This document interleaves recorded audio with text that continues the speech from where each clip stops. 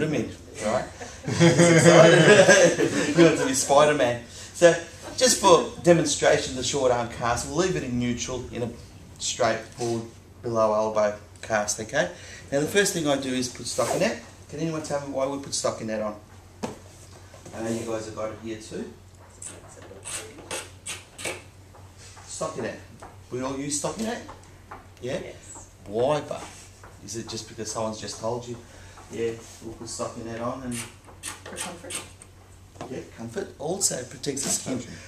Protects the skin if you haven't put enough padding in that area from the cast sore. Secondly, it locks all the edges inside and there's no little bits and pieces, you know, that you can pick at, because if you've got little bits and pieces that you can pick at, what's the first thing the patient's going to do? Especially kids, even adults do that.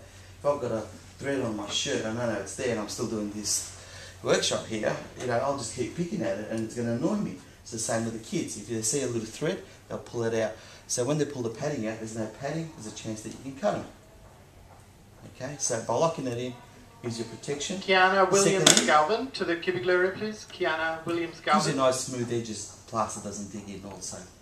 Okay, so the first thing I do is I cut a little thumb piece. I usually cut a V like this.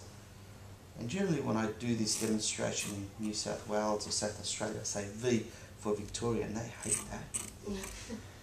Don't know why. So this is your little thumb piece. Guys, feel free to get up if you can't see from there, okay? So I've done a little slit there. And the opposite. So the flat side, I place that over the thumb like so, and you'll see why I do this. Then grab a length of stockinette.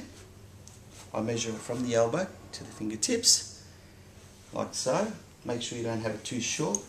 Then, back 4 fingers from the end of it, like so. I do a little nick for the thumb area, like so. Then place that over the top.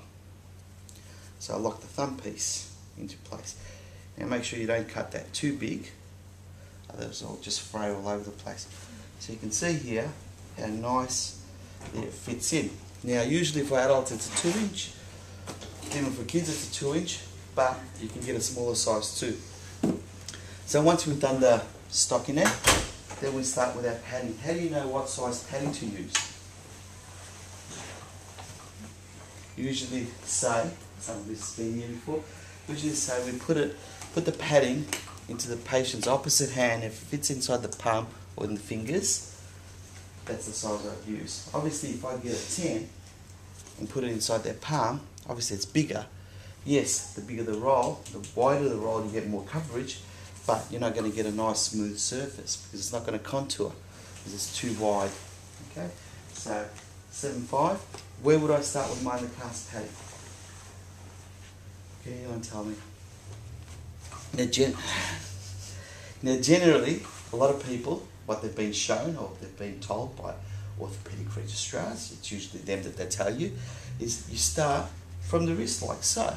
Now, if the fracture's there, right, and you start from there, you have to go to the distal end, then you have to go to the proximal end, and keep coming back. So what you're doing is you're creating too much padding where the fracture is. So either start from proximal end to the distal end or distal end to the proximal end. Okay, so you get even consistency, at least 2 to 3 layers.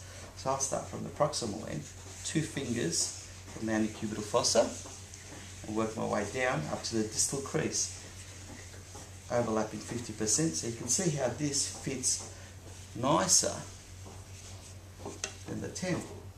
Then I usually cut it. Some people tear it. It's entirely up to you. Right up to where the distal crease is. Go through it once. Go through it twice. Like so. Then catch the ends. And that little bit extra of your bony prominences. If you've got a quite prominent ulnar styloid, always tear a little bit off and add it where we need it, like so. Instead of going round and round building up bulk around where the fracture is, we just add it where we need it, like that. Then before we actually start casting, we check our parameters, fold our stockinette back like so. It's nice and neat.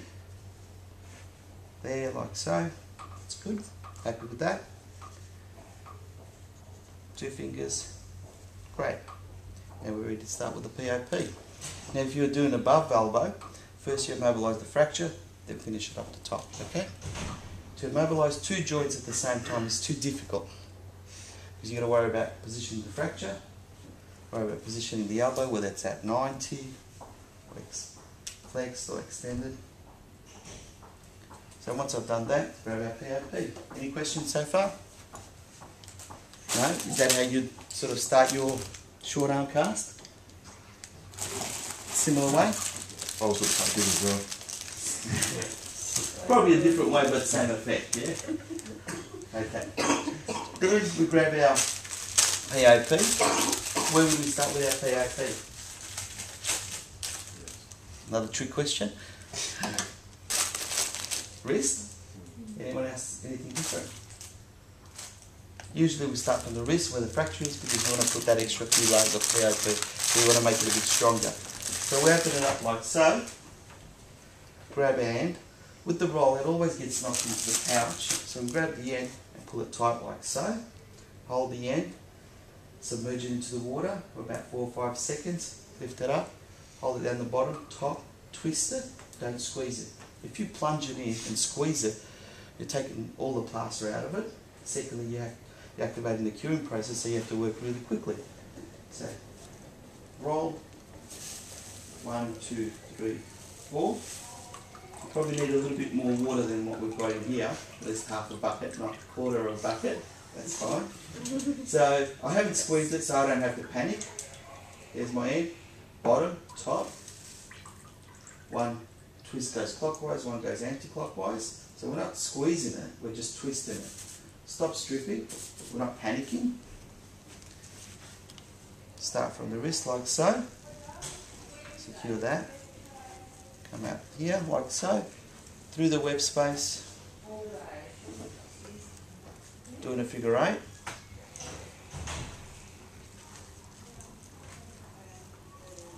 And working your way up the limb on a 45-degree angle, holding the roll as close as possible to the limb,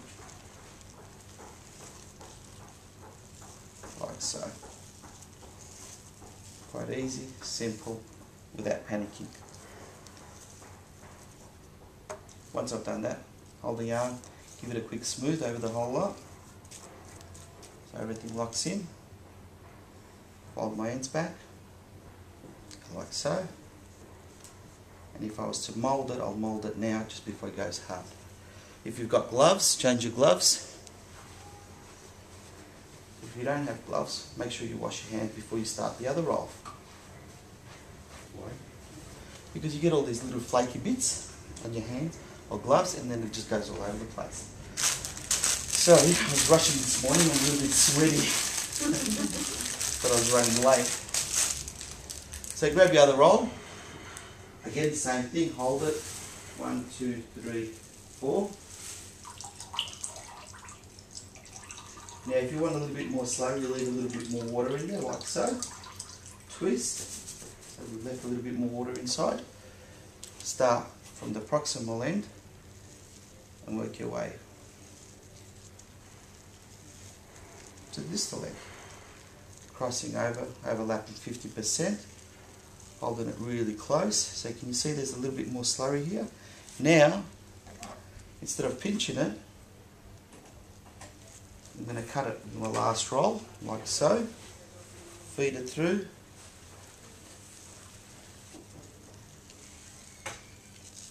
And finish it off.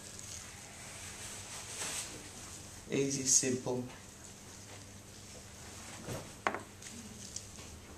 You guys all happy with Melbourne? Yeah? Everyone's happy? On the demonstration. Yeah, cool. Rob, can you show us how you... Okay. Let me finish this off. I'll show you on the other hand. So you make it as smooth as you like. It's up to you. Any questions with that? So again, you work it as much as you want. Now, is it important to be nice and smooth? Yes. Sorry? Yes? No? Yes. Can anyone tell me why is it important? Can wait on it very well if it's not smooth. That's right. If it's not smooth, the patient's not going to look after it, they'll destroy it. So it's best if it's nice and smooth, because usually kids tend to like to look after the cast a little bit longer. So, but it's not important if it's not smooth, as long as it's holding the fracture in place. Okay, if you were to mould, can I use the other hand? Yeah. If you were to mould the fracture, once you put your first roll on, usually you grab the opposite hand over the fracture and one opposing the fracture like so, with your palm, not your fingers, and pushing down like so. And that's called a 3-point Charlie moulding. 1, 2, 3. Okay? So always the fracture that you want to move, distal end, and the other one opposing it like so. Not over the top, squashing it like that. Because obviously you're just squashing it. Okay? Get everyone to partner up and have a go.